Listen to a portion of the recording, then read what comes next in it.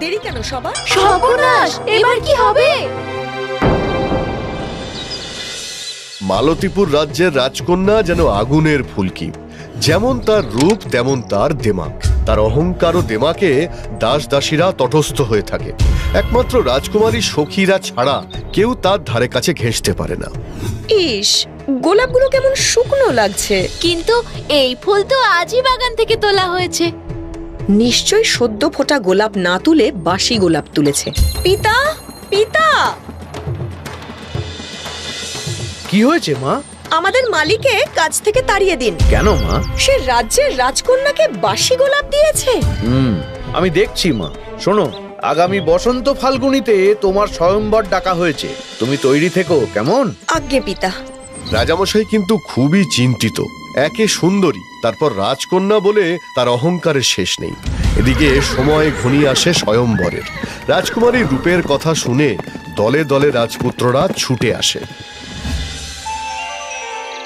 কার গলে দেবে মালা সখী মালতী লতা, কোন দেশে পড়বে চরণ বলো না তা।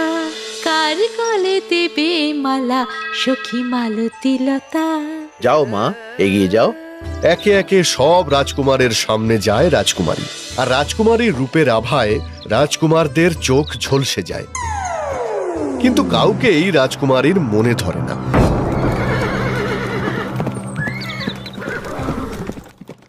ওদিকে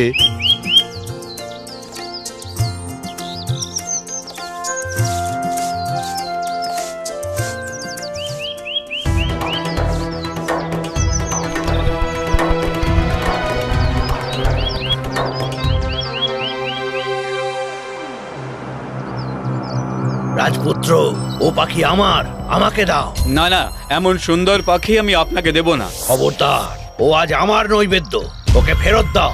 কিছুতেই না, এই পাখির কোনো ক্ষতি আমি হতে দেব না। এত বড় সাহস তোমার! আমার মুখের ওপর কথা। আজ থেকে এই রাজপ্রাসাদের সবাই পাখি হয়ে যাবে। এমন করে বলবেন না, মানুষের কোনো ক্ষতি আপনি করবেন না। দয়া করে আপনার অভিশাপ ফেরত নিন। আমার অভিশাপ ফলবেই, তবে কোনো পুণ্য মুহূর্তে কোনো দরদি নারী যদি তোমাকে স্পর্শ করে, তবে তারই স্পর্শে মুক্তি পাবে তুমি ও এই রাজপ্রাসাদের সবাই।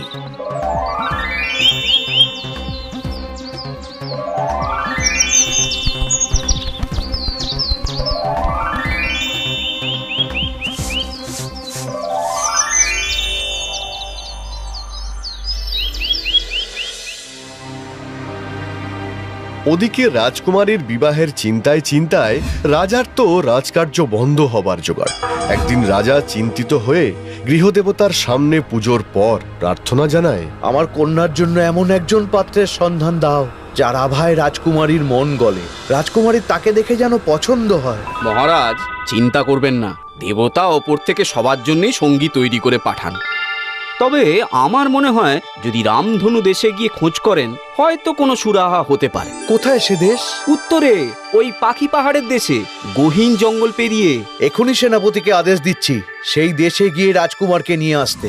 না মহারাজ, জোর খাটালে চলবে না। সভাকবিকে দিয়ে খবর পাঠান যেন সে গিয়ে রাজকুমারীর রূপের বর্ণনা করে আসে। বেশ, তবে তাই হোক।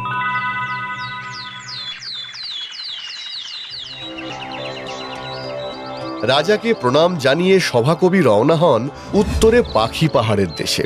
দিন যায়, রাত যায়, অবশেষে গহীন জঙ্গল পেরিয়ে সোনালী রোদের সেই অচিন দেশের উদ্দেশ্যে হাঁটতে থাকেন।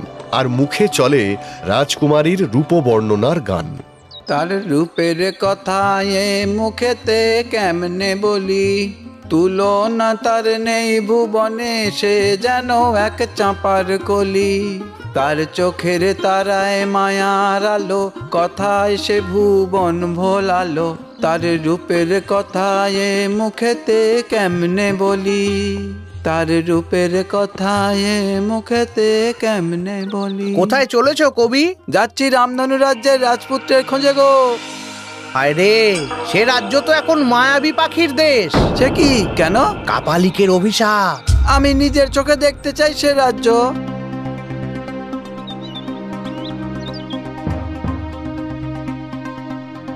অবশেষে সেই অচিন দেশে এসে পৌঁছয় সভাকবি।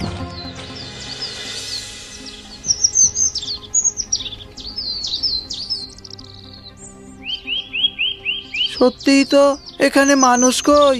সবাই তো পাখি।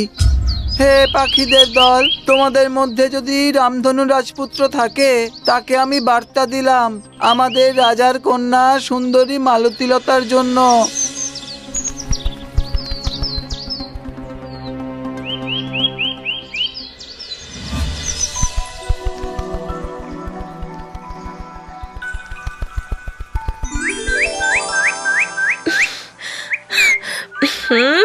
আহ, কিসের আওয়াজ?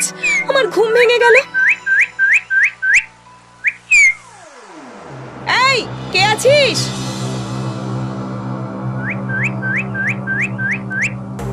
এই পাখিটাকে এক্ষুনি বন্দি কর।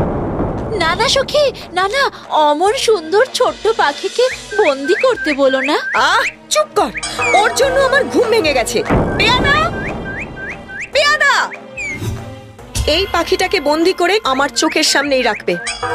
আমার ঘুম ভাঙানোর জন্য ওর এই শাস্তি আমি চোখের সামনেই দেখতে চাই। রাজকুমারীর নির্দেশেই সেই রামধনু রাজ্যের রামধনু রাজপুত্র ধরা পড়ে। ওদিকে সভাকবি এসে রাজাকে সব জানায়। খবর যায় রাজকুমারীর কাছে। রাজকুমারীর আদেশে শুরু হয় পাখি ধরা।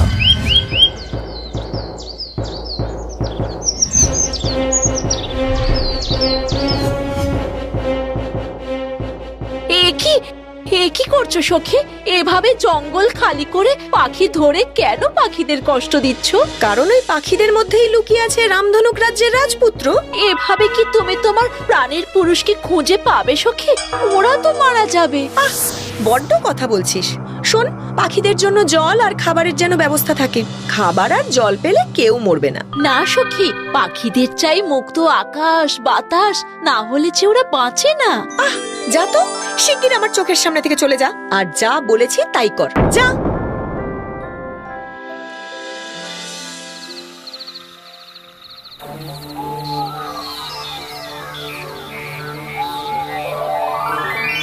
সময় হয়েছে।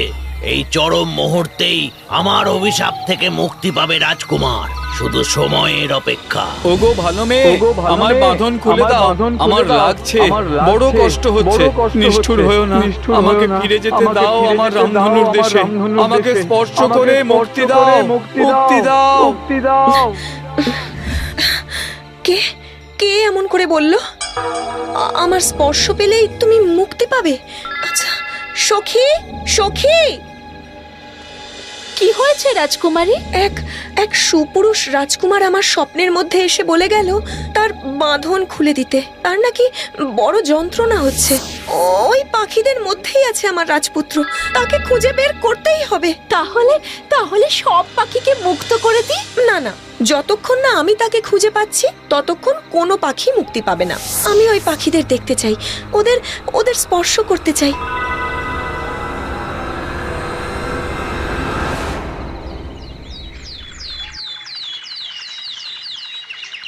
আমার জন্য তোমরা কষ্ট পাচ্ছ, তাই না? যাও যাও, উড়ে যাও, যাও। হায় হায় হায়, নেই নেই, সে নেই। কোথায় পাবো তাকে? অমন সুন্দর পুরুষ কোন পাখির রূপে বন্দী হলো? হায় হায় হায়, কোথায় পাবো আমি তাকে? তোমার ঘরে বন্দি পাখিটাকে এবার মুক্তি দাও। হ্যাঁ, ঠিক ঠিক।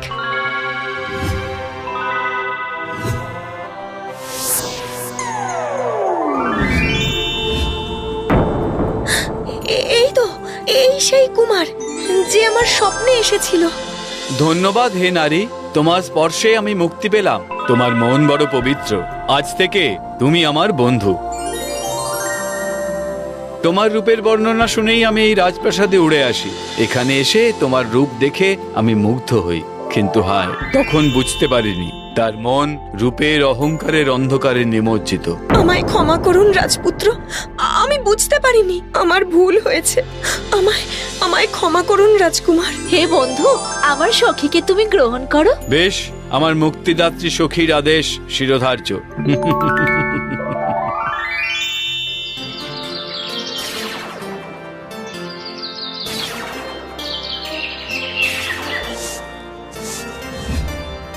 সখী, তুইও আমার সাথে চল।